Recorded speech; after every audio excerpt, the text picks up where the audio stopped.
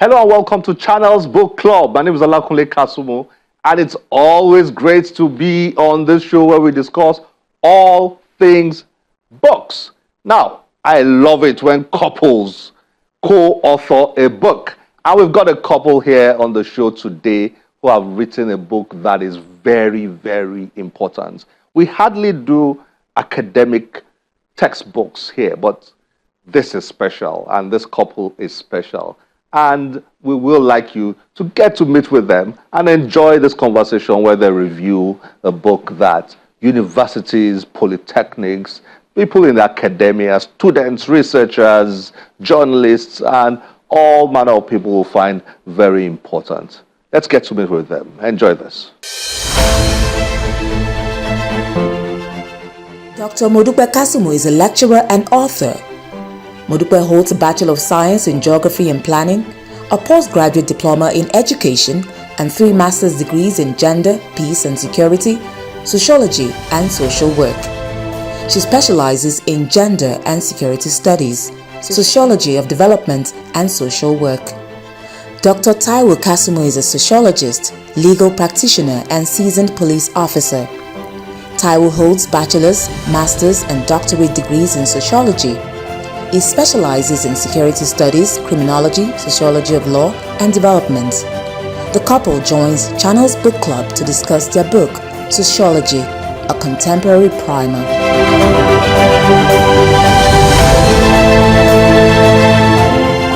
Doctor and Dr. Kasumu. Yes, thank you. Welcome to Channels Book Club. Thank you. Thank you. It's a pleasure. People would think that we're like siblings or family. We are family, right? Family from another mother. Yeah, perhaps. People used to ask me a lot back then. Are you related to Professor Kasumu, the SAN? Do you get that question yes, too? Professor Alfred Kasumu. I hope they've been asking you whether you are related to me too. There is no Kasumu that haven't gone through that experience. Mine is even funny because Prof had children who are far older than myself, Taiwo and Kainde Kasumu. So once they hear Taiwo Kasumu, the next question is, Are you the Taiwo Kasumu? Yeah. Wow, interesting. Just a beautiful coincidence. We share the same surname. It's an honor to share surname with you. The same here. Same here. Okay. I was just imagining the kind of work that went into producing this sociology, this book, which is our primary focus today. But I mean, before the book, before talking specifically about this, how did you get to write together? Because it's not common to have couples share authorship of a book. So how did you get to write a book together? When did you decide to write one together? Oh, okay. We've had, thank you so much. We've had cause to do some intellectual work together, particularly in peer-reviewed journals. Academic journals, both domestic and international. So, but precisely on this question, it has to do with our minds and imagination. We were classmates in the university, though we graduated the same year in the same faculty, but different departments. So we've been reading partners all along, and with the relationship coming of age, we decided to do some things in common. Among those things we share in common is writing. So, and I think that's this particular. I want to drop this and talk about your love story. But I was kidding. But really, that's a nice story. So you go way back. Yes. Oh, really? Fantastic. So you have a PhD. Yes, I do. In sociology. Yes. And you have a PhD in sociology as well. Yes. But you were in different departments. Yes, you were in which department? I was in geography. I started from geography. Geography? Yes. How about you? Yeah, I was a core sociologist all along, though I eventually became a lawyer sometimes at another point. But I had both my bachelor's, master's, and PhD in sociology before venturing into. So why is my hair whiter than yours? It's great. So you did sociology, then you read law. Yes, I did. Then you got your PhD in what? My PhD is still in sociology, but a hybrid. I actually specialize in alternative dispute resolution. So it's marrying the sociology with law. And I know you also pastor. Or is it part-time, or is it just something else? Just something by the We side? are pastors in the Redeemed Christian Church of God, and we've been so for like 20 years. Wow. So, sociology, law, theology, what else? And for you, it's geography. So, after geography, what did you do? I went for a master's program in gender and conflicts. So after that, I also wanted to go for a PhD program. And I went for a PhD program in sociology because gender is a key aspect of sociology. But to also to be stable in sociology, I had to take a master's program in sociology. So I have a master's program in sociology and I have a PhD also in sociology. So your master's is in... How many masters do you have? Well, for now, I have about 3. Yes. You're intimidating me, both of you. Come on. My God. Wow, 3 masters degrees. Yeah. Okay, so you then did your PhD in sociology. Sociology, so, yes. Okay, so we both landed in the same place. All right. Now, so that brings us to sociology, contemporary primer. Yes. One of the reasons why I'm fascinated by this work and this subject and this course, this profession, is that I've always thought, a lot of times, I've always thought about how people are shaped by society. And I think that is the core of sociology, isn't it? Yes, Absolutely. it is. Yeah. So I've always been fascinated by that subject, how people are shaped by the environment, by society. When I look at Nigeria, it's something that always comes to my mind. Why are we the way we are as a society, as a people, as a country? But I would like you to introduce this book, Sociology, a Contemporary Primer. I'd like you to introduce it. Okay, I'll go by saying that it's an ambitious book. It is an ambitious because among, the common sociology textbooks that we have, this particular book is such that covers practically everything sociology, that from a foundational undergraduate to an intermediate undergraduate student can actually relate with this book. One-stop textbook. That's just it. And very importantly, it's such a textbook that covers more and relates more to Nigeria context, African context, unlike the other sociology textbooks that we have had, that are foreign, that we can't really relate with. This brings everything home to anybody at all that wants to learn about sociology. So fantastic. Well, and you didn't talk about the history. I like the beginning where you talked about the history of sociology. Auguste Comte.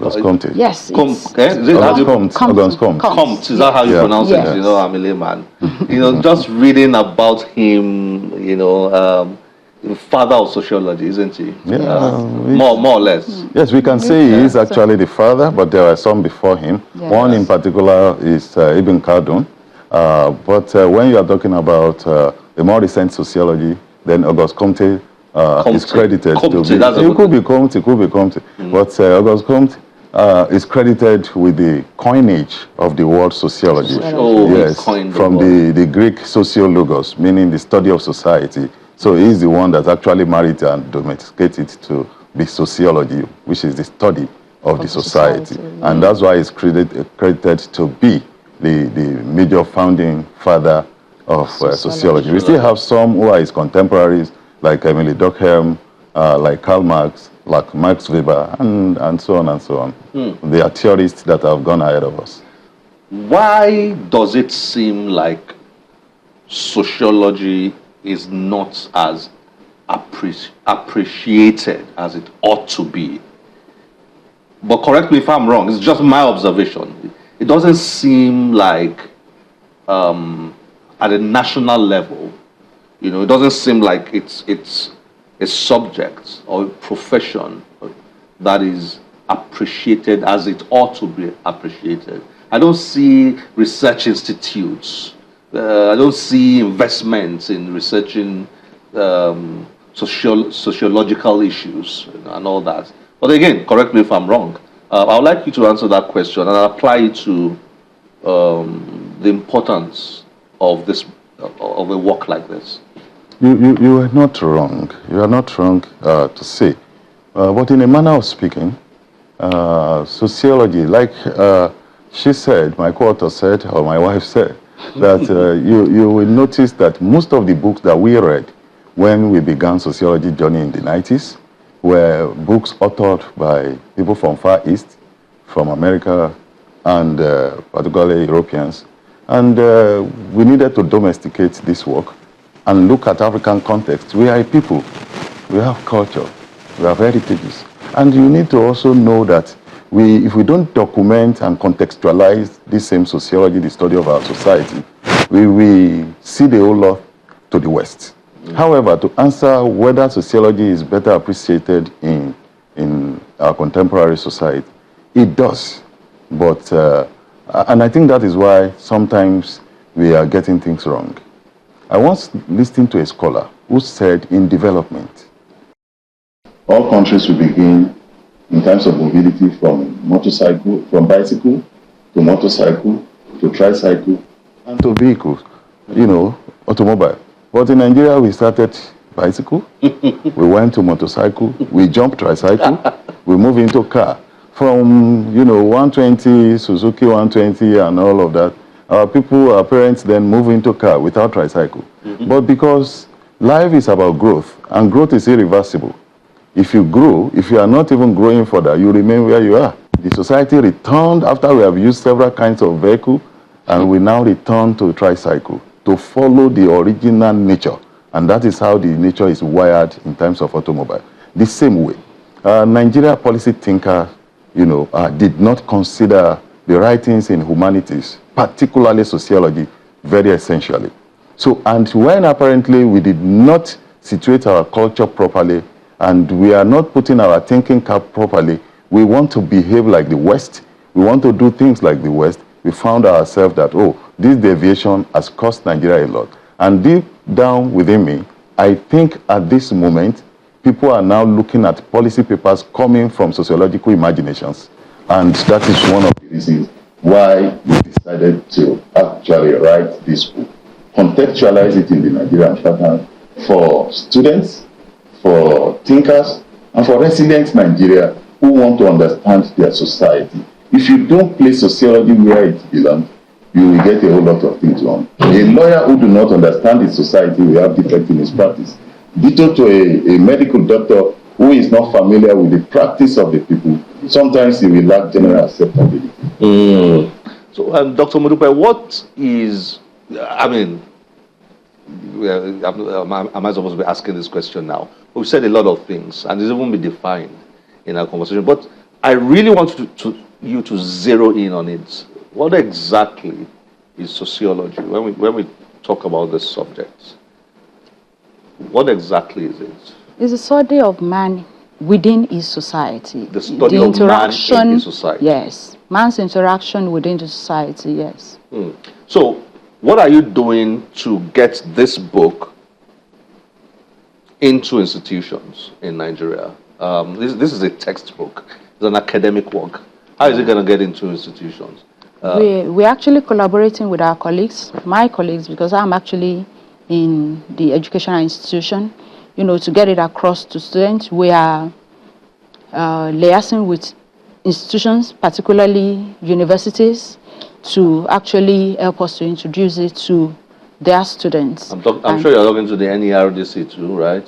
Yes, NERDC and NUC yes, too. NUC, yes. We have. Who can make it? Yeah, because there's a dearth of quality local textbooks. Yes. Is that correct? Yes, it is. Does it? Quality book that is domesticated in our country. Okay. I won't like the word local. Okay. Domesticated. Was that part of your, or was that the problem you were trying to solve when you wrote this? Yes, that's actually the gap we're trying to fill with this book, because most, like we said earlier on, most sociology books are, tailored, through the Western society, Western understanding, Western culture. But we are trying to bring about a book that our own students will be able to relate with, to understand the day-by-day interaction within the society, within the community, and how to actually interact effectively well within African contexts.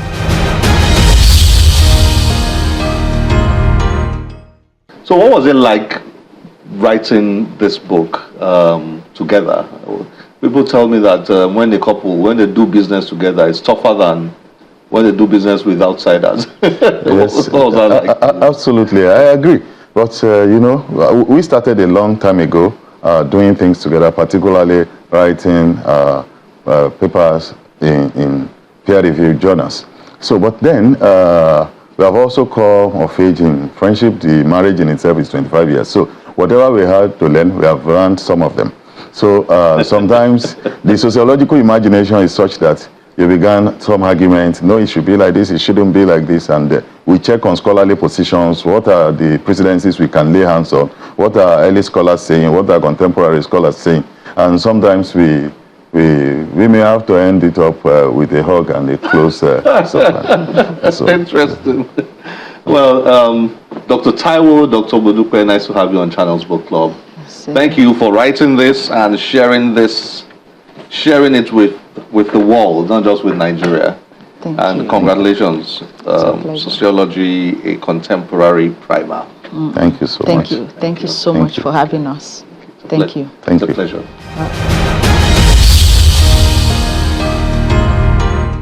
What great work they are doing. How people think that we are siblings or family or anything. It's just coincidental, but so proud to share the same surname with that beautiful, brilliant couple. Well, up next is an important book has just been published. Do you know the Ibru family? You probably do. The Ibru family is an important business family in Nigeria. What a history they have. So many important brands, so many important stories in Nigeria's, not just business history now, also political history. So many connected to that name, the Ibru. And finally, a book is out that tells the Ibru story. It was launched and we were there. Enjoy this.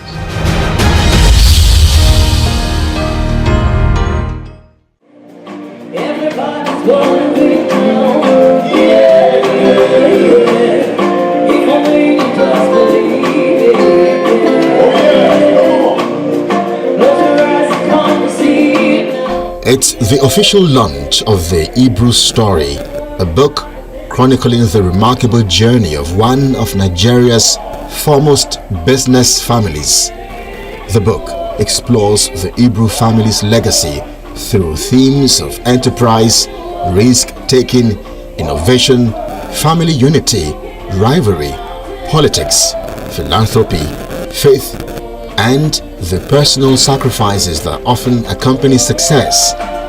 Written by renowned journalist Michael Awoyinfa, the book traces the humble beginnings of the family's late patriarch, Michael Ibru, while highlighting the unity, vision, and enterprise of the 5 brothers and 2 sisters who built the Ibru legacy.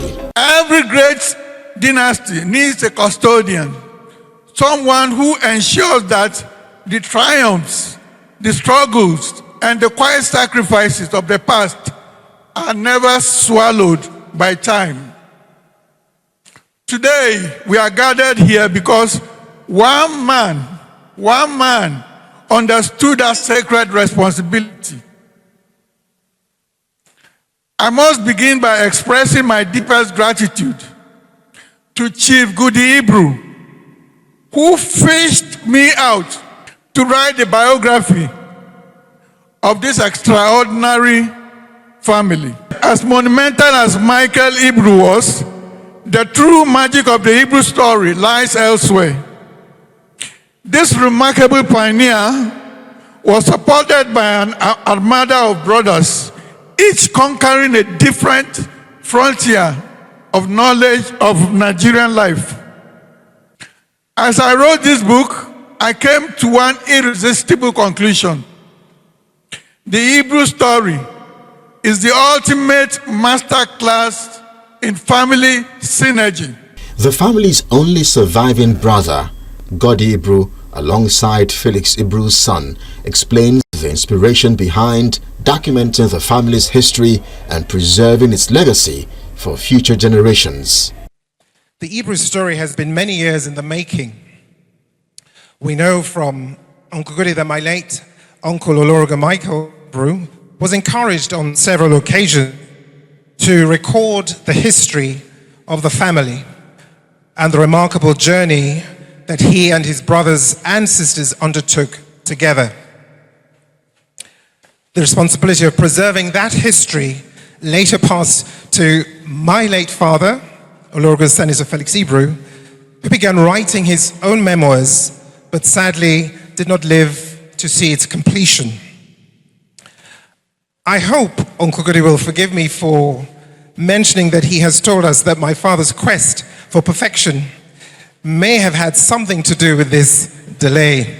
Today, through Uncle Godi's determination and selfless commitment, the baton has finally been carried across the finishing line. This is a story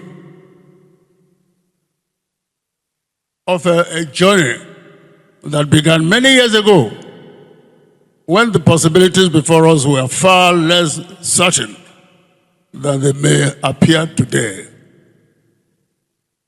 It is the story of brothers and sisters who understood that progress will require vision, discipline, unity, and faith.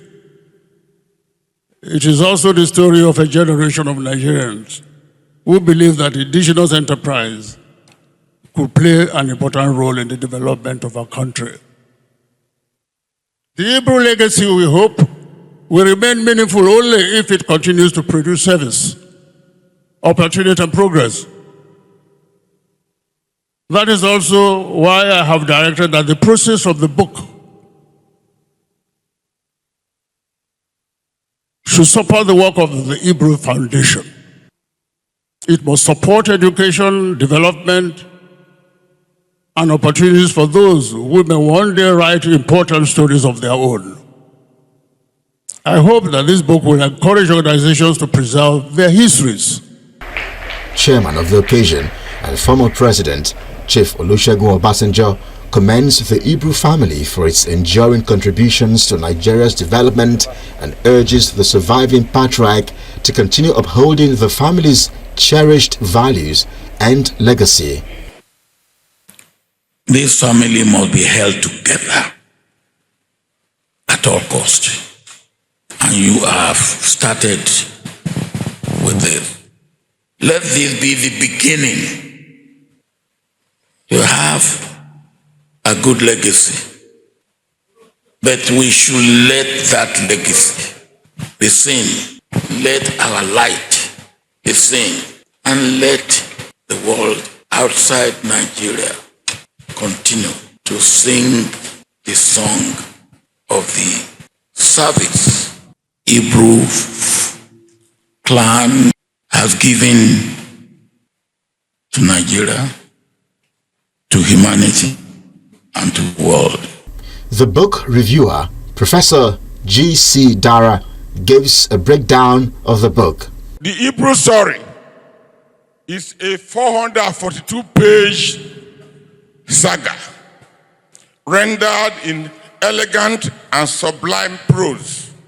Tells the stories of rapturous episodes and sagacious insights. The experiences are recorded and enacted in dramatic form. In each one, there's something of value for every reader to benefit from. I think this partly why Mike Awonyifa says that the book, according to him, is dedicated to Olorogo Michael Ibru for his pioneering and landmark effort in establishing a leading Nigeria indigenous conglomerate, the Ibru organization. The event reaches its climax as the Ibru story is officially unveiled.